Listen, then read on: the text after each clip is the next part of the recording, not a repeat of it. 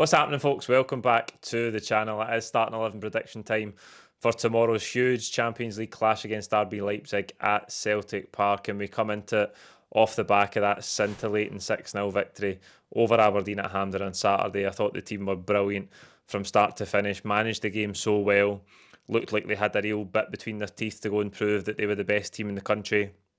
And they did that. They absolutely blew Aberdeen away. Really ruthless going forward. Loved the variety in the goals. Really didn't give Aberdeen a sniff all afternoon. Played some brilliant attacking football. Defensively, pressed the game very well. It was an excellent day all round for us. But we've been here before. A massive 6-0 domestic victory before a big Champions League game. And we know how the last one went. So there's by no means is there any underestimating RB Leipzig tomorrow. Obviously a great side. We're going to look at them in more detail in a minute, but they come here needing a result, given that they've got 0 points so far from their first 3 games in this league stage. So it's all to play for. Fireworks night, what a game it's going to be, what an atmosphere it will be at Celtic Park. Today I was at the press conference and spoke to Arne Engels and Brendan Rodgers. You can see the whole video from both of those press conferences over on Celtic's YouTube channel. I wanted to ask the manager about the importance of keeping the ball and how that can actually underpin a good defensive performance, because I think in Atalanta we were really good defensively, much more compact than we were in Dortmund. Obviously got bodies on the line, made blocks, headed everything away, defended the box really well, but we could have looked after the ball better at times in that first half. And that's the thing in these games, if you give it away and you turn it over really cheaply, these teams have got the quality to punish you. And that's something that Brendan pointed out in his answer. He said, that's why I ended up getting booked at the weekend, because I went to kick the ball away, because I know that if you get loose with your passing domestically, you don't get punished, but at this level you do get punished. So it's all about being clean, precise, playing with speed, and as I say, we have to look after the ball tomorrow, because we're going to have spells in the game where Leipzig are going to come at us and they're going to have to win the game. They'll have to attack and press us and come at us, but when we've got the ball, we need to look after it, keep it, and create our own chances and pose them a threat going the other way as well. So as I say, you can catch the full press conferences over on Celtic's YouTube channel. Let's get to Leipzig then, and coming into this game, they did lose themselves away at Dortmund at the weekend. They have been playing in a 4-4-2 shape. Gulashi in goals, who's played against Celtic a couple of times for them. Orban, the captain, has been there for years as well. We've faced him before. A lot of changes through both teams actually since the last time we faced them in 2022. I reckon the back four will be Geertruida at right back, who we played against for Feyenoord last season. Klosterman and Benjamin Henriks at right back. He is left back for Henriks. He is naturally a right back, but David Ram is out injured, their first choice left back, so he's been filling in the left back berth. In midfield, Haidara, who we've faced before. I think Seawald will come back in. He's played most of the Champions League games. Vermeeren played at the weekend, a 19-year-old Belgian player, but I think Seawald will come back in alongside Haidara.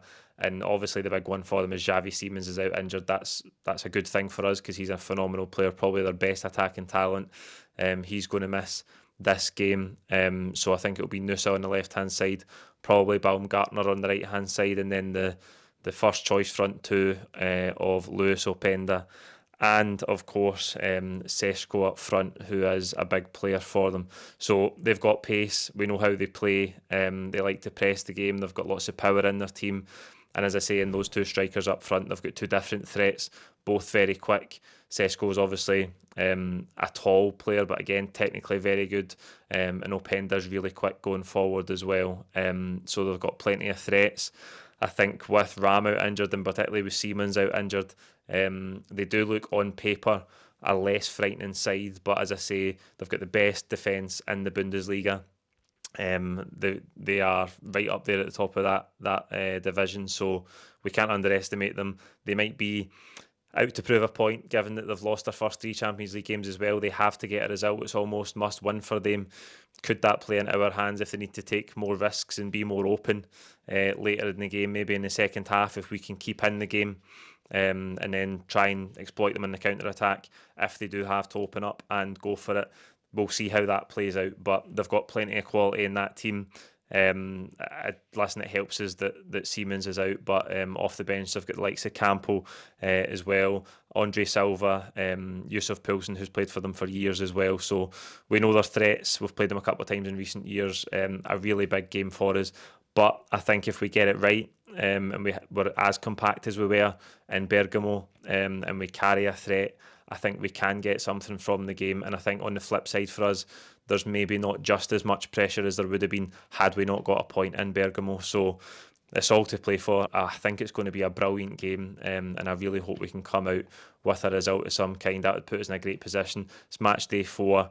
We've already got 4 points on the board, which are a really good tally given the games we've had so far. So what a prospect this is for the team and for the club tomorrow. Really looking forward to it. Let's look at how Celtic might line up then. And in goals, it is of course going to be Kasper Schmeichel again. A clean sheet for him at the weekend. That's 4 in a row now. Barely a save to make, to be honest with you. I think the back 4 will be unchanged. That was the big calls for Brendan Rodgers at the weekend. Johnson right back, Carter Vickers, Trusty and Alex Valle. Trusty and Valle getting a nod over Taylor and Scales. He was very open, Brendan Rodgers, in terms of he put Trusty in for that extra pace at the back instead of Liam Scales. He actually referenced the goal that Sockler scored at Celtic Park when talking about that. So I think that tells you that maybe that will be the first choice pairing when everybody's fit and available, Carter Vickers and Trusty, maybe just for that extra pace. And it is harsh on Liam Scales, but it's a tough school. It's a tough job to play for Celtic. And if that's the manager's call, he's going to have to wait and see how it plays out before he can get back in the team. I don't think at left back, I think Valle played really well at the weekend. I think if he maybe had a poor outing, you could make a case that Taylor will come back into the team. I just think given how well everybody played, you can't make a case for too many changes for that team from the weekend, even though it's a different game and Leipzig are a totally different prospect to Aberdeen. In midfield, McGregor, Engels and Hatate, I thought they were all good in different ways at the weekend. Interesting to see those stats that McGregor has covered the most distance in the Champions League so far of any player in the competition. That shows you how hard he's working, how instrumental he is to how the midfield functions for us. Engels, we need a big performance out of him. His running power in that Atalanta game was clear for all to see. We're going to need a big performance out of him again, tracking runners, concentrating, but also carrying a threat going forward as well. And I thought Saturday was Hatate's best game for a long time. So if he can replicate something like that for him, hopefully we're in for a good night. In the front 3, unchanged as well. Kun, Maeda, Kyogo, all brilliant at the weekend. Kun and Maeda particularly. I mean, Kun is absolutely blown me away with his performances this season. That's 10 assists, 7 goals and 15 appearances. Every time he gets on the ball, he looks a danger. This is against one of his former clubs as well, so hopefully he's got a chip on his shoulder, a bit of a point to prove. Looking back at the highlights for the weekend, we talked about his assist, his goals, but even in the build-up to Kyogo's goal, he does so well to get to the ball first after Maeda's made the interception. Plays a lovely weighted pass into Maeda's path, who's continued his run, and he gets absolutely wiped out as he plays the pass. He's been brilliant for us, Nicholas Kuhn, and let's hope he can replicate that on a stage like tomorrow. Dyson Maeda gets a hat-trick. One of a kind. What a footballer. He's so unique. We know that he had his customary cross where he blazed it out the pitch, but good goals. His first finish, a brilliant finish, first time on his right foot. He's there at the back post for the other two in the right position to get the goals, and really unselfish to lay in Kyogo for his goal as well, and good for Kyogo to get back in the score sheet. So we're in great form. That game will have given the team confidence, but as I say, it comes with the pitfalls that we know. The step up from domestic to Champions League level is huge, and we've gone in off the back of a massive domestic victory before, and then been on the end of a huge defeat ourselves. So no doubt it's going to take a really high level of performance tomorrow. We're going to need things to go our way. We're going to need to ride our luck at times like we had in the first half against Atalanta. And hopefully Leipzig pass up any chances they do get. We need the defence and the goalkeeper to have a big night. All of these ingredients that you always need for Celtic to come out with a result or a victory in these games. But it's all set up. Full house at Celtic Park. We're in a brilliant position in this league stage so far. Leipzig have to get something. So if we can get the atmosphere going from minute one, and the team can have a good start in the game, hopefully we can make it a really awkward, difficult night for Leipzig and get another point on the board. If not, another 3. So there you go. That's the team I think Brendan Rodgers will go with. If you disagree, you can let me know in the comments below. We'll be back with you tomorrow, as always, outside the ground with full-time reaction. Thank you.